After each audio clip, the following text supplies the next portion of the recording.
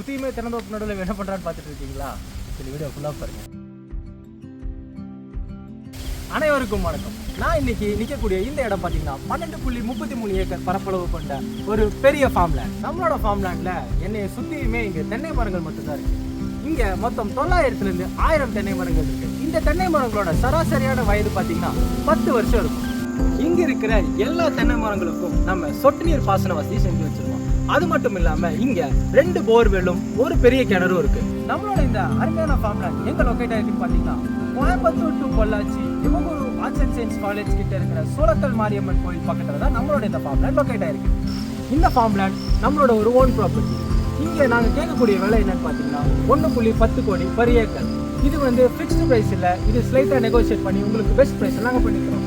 உங்களுக்கு மேலும் விவரங்கள் தெரிய கீழே இருக்கிற நம்பரை கான்டாக்ட் பண்ணுங்கள்.